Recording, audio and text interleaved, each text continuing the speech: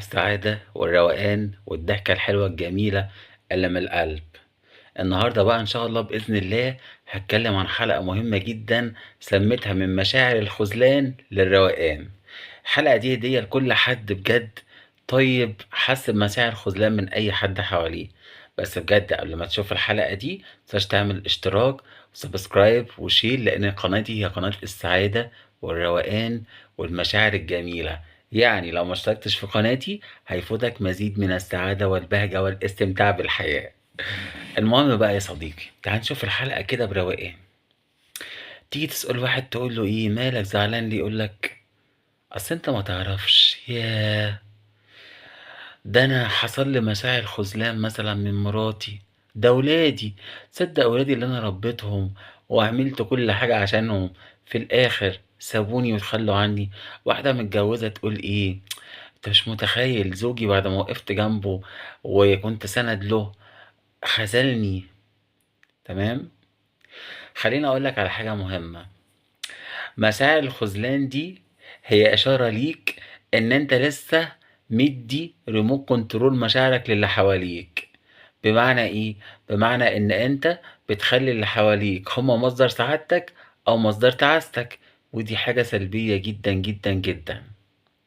انت ممكن تغير بقى طريقة تفكيرك، لان زي ما قلت قبل كده الافكار هي اللي بتولد الشعور وهي اللي بتولد المشاعر.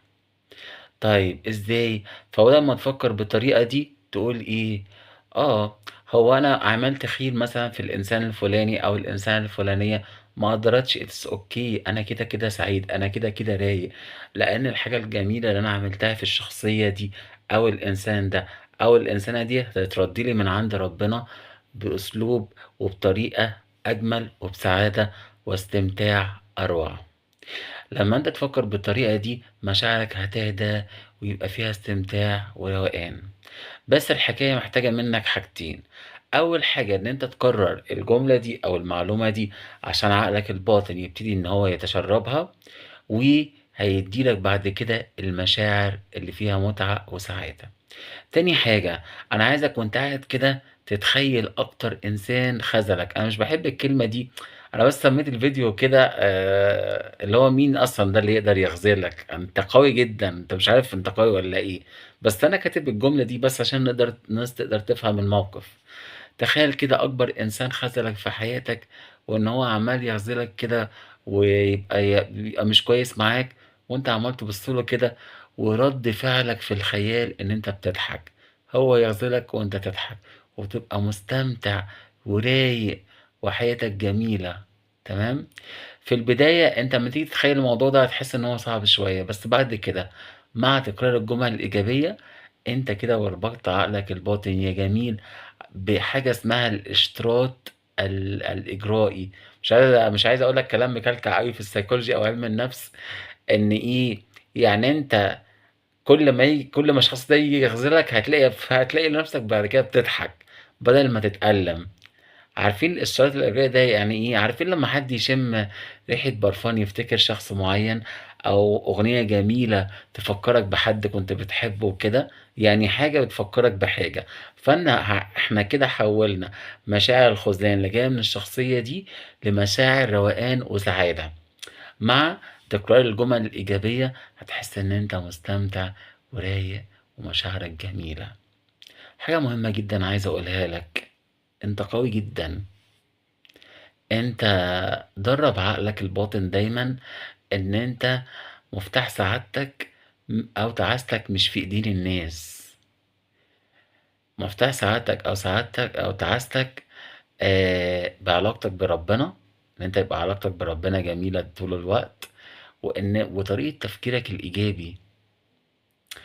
انت مش المفروض يبقى الناس هما محور سعادتك او تعاستك، لان انت لو علقت سعادتك، لان انا قلت قبل كده في فرق ما بين التعلق والحب. الناس اللي بتعلق سعادتها على الناس وراحتها النفسية على فلان بحبه، او هي بتعلق سعادتها النفسية وراحتها على جوزي اللي عامل لي كده، الناس دي لما هي بتعمل كده اللي بيحصل لها ايه بعد شوية؟ اللي بيحصل لها بعد كده خذلان. ليه؟ لأن الناس بطبيعتها متغيرة، قلوبها متغيرة. لكن مين الحقيقة الحقيقي اللي دايما جنبك ربنا. فاذا انت ما تكونش سوري في الكلمة غبي، ما تسيبش ربنا اللي هو اصلا بيحبك وبيعمل كل حاجة عشانك وتعلق بالمخلوقات اللي حواليه وتنسى الخالق. لا، انت علق سعادتك بربنا وسيبك من كل الناس.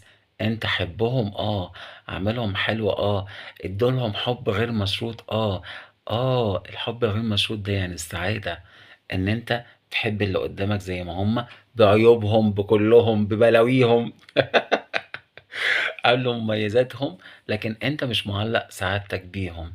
من هنا انت هتعيش النعيم، هتعيش السعادة، هتعيش الوفرة، وهتتحول ايه بقى، في اللي قلناه في بداية الفيديو، مشاعر الخذلان لايه، لروقان. كرر الجمل الإيجابية، اتخيل التمرين اللي أنا قلت لك عليه لنفسي دوت، هتلاقي نفسك بقيت سعيد ورايق مع التكرار.